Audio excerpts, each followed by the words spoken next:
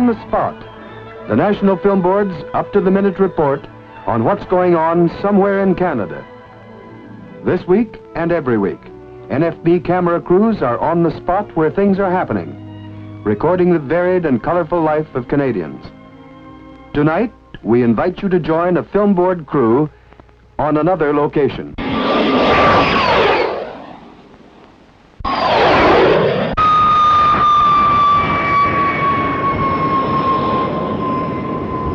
This is Fred Davis speaking to you from Toronto. There's always a great deal of fascination in watching an aircraft in flight, whether it's a small one-propeller job or a powerful jet. And we're constantly hearing about the latest developments in aircraft design, both for civilian and defense needs.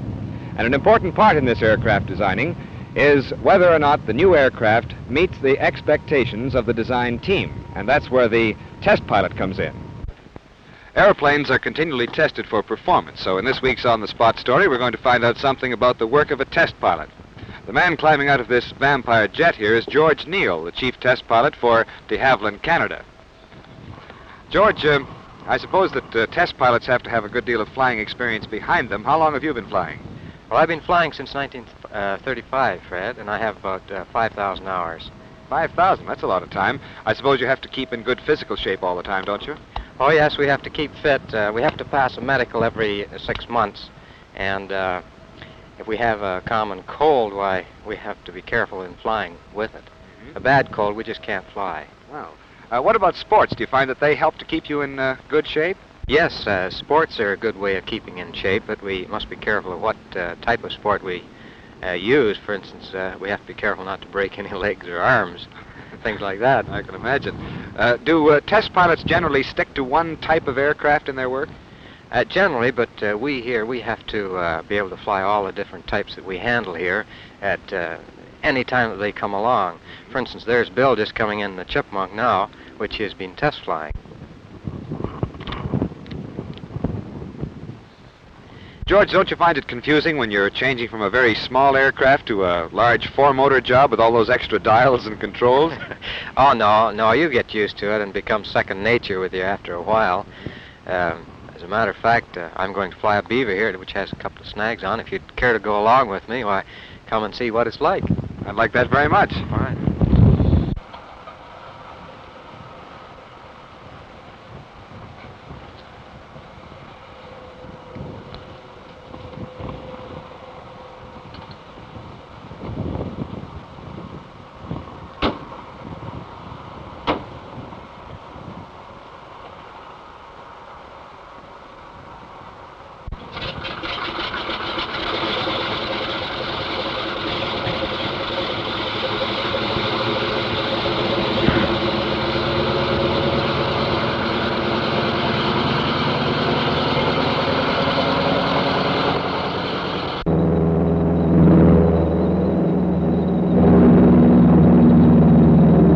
Now, Fred, I want to check the trim of the aeroplane to see that it'll fly hands off.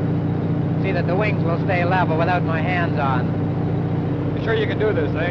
Well, I think so. It should be trimmed all right. I'll just see.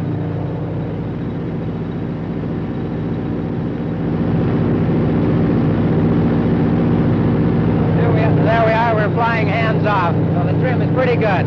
I think we'll okay this one. Now we'll check the flaps, Fred, and see that they're working okay. We'll just do an air check first before we land.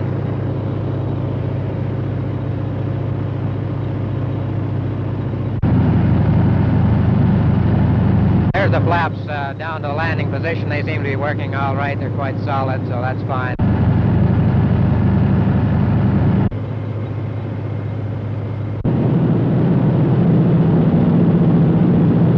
George, what would happen in the case of testing a single-engine aircraft like this if the engine suddenly stopped?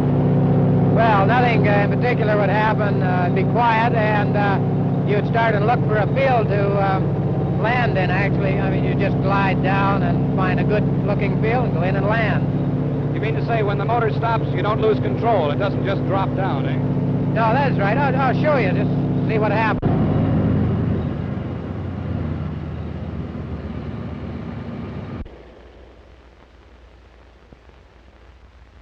Now the big question is, I trust you've done this before. Can you get us out of this? Oh, sure, I'll start it up just quick.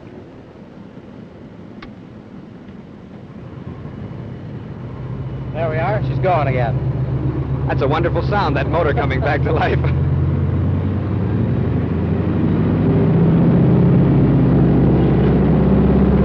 George, which one of these indicators tells us how fast we're going? This one, Fred, this is our airspeed indicator.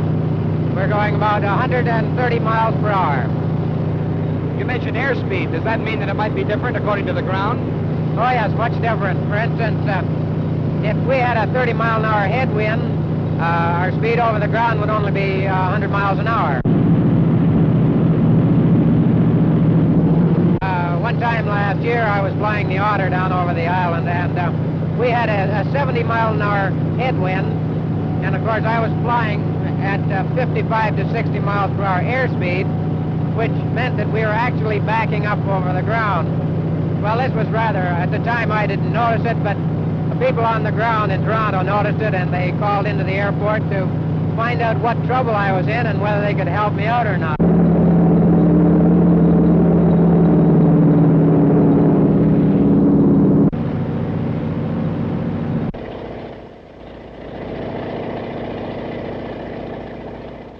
Well, Fred, I guess that finishes the testing today. We've cleared all the snags on this airplane. I think we'll go home, and you can stop worrying now. I have been very worried. Thanks very much, George. Another phase in the test pilot's work is his cooperation with the engineering and design teams on new aircraft. Because of his experience in flying many different types of aircraft, his suggestions are welcomed by the designers. On the control wheel with aileron. Seems pretty good. Fred, it seems pretty ideal for me.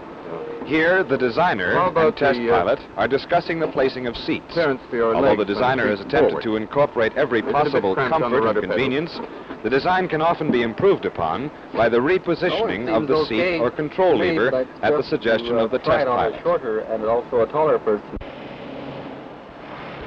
In this instance, the designer is discussing with the test pilot the steering characteristics of a new type tire on the tail wheel. Bob, at this particular stage, do you find that there are any radical changes in the design of an aircraft? Well, Fred, there's no major changes. There's just the normal improvements on the production airplane. I see. I've often wondered how a test pilot feels when he's taking an aircraft off the ground for the first time. Well, on a first flight, Fred, you're naturally a bit on the ball in case anything could go wrong in either the airframe or engine or control-wise. You want to be on top of it if it does. I see. Well, that's how you feel for production aircraft. Now, what about when a brand new design comes along? Is the test pilot experiencing any great amount of fear when he takes off in that for the first time? Well, the type of fear he'd have, Fred, wouldn't be what you're thinking of.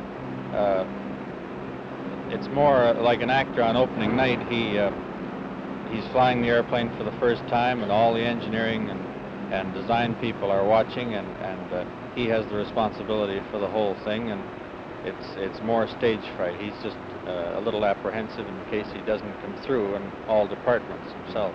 It's more like a performance rather than the safety of the thing. Yes, that's right. Thanks very much, Bob.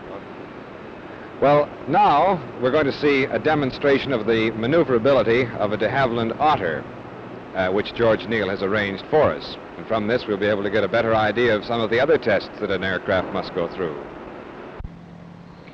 Even in this jet age, there is still a great need for general utility airplanes, required for use in places which are inaccessible to other types of aircraft. In this regard, the Otter was specifically designed as a load carrier, a veritable pack horse of the air. At full gross load, the Otter, from a standing start, can get off the ground with only a run of 100 yards. This is important where natural hazards such as trees or hills surround the takeoff area. Another outstanding feature of the Otter is its ability to fly at very low speeds. Right now, it's going by at a mere 55 miles an hour. This has many advantages when the airplane is needed for search and rescue work and the dropping of supplies.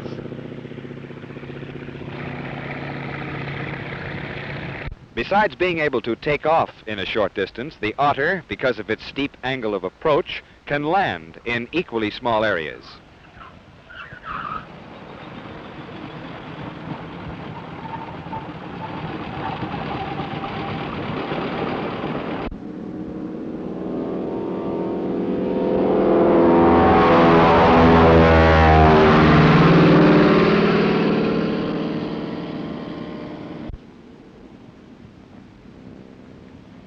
We've just seen a Beaver airplane equipped with floats taking off from a special dolly.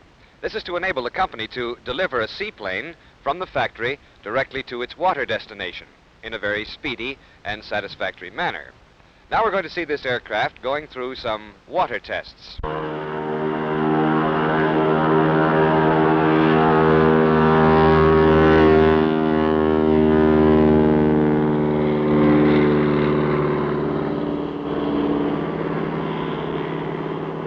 The test pilot taxis this Beaver seaplane so that he can determine if the spray guards on the floats are keeping the water from hitting the propeller.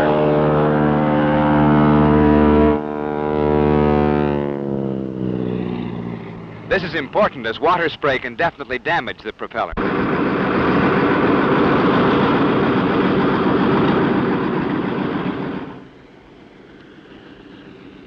Here the pilot is testing the seaplane for proper radius of turn.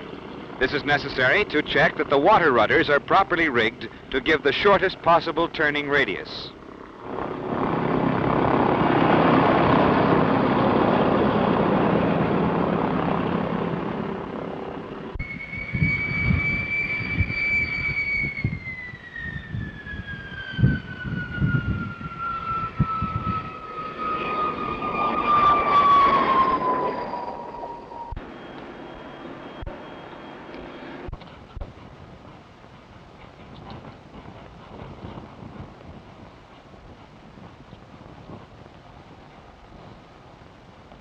Many people have the impression that a test pilot is a reckless, daredevil type of person due to the fascinating and adventurous life he leads.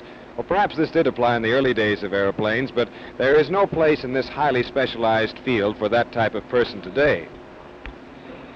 Mrs. Fowler, while we're waiting for your husband to change, I wonder if you wouldn't mind telling me about how a test pilot's wife feels about her husband being in this business. Do you worry about him? Well, I have lots of confidence in Bob, and I don't worry too much. Well, what about when you first met him?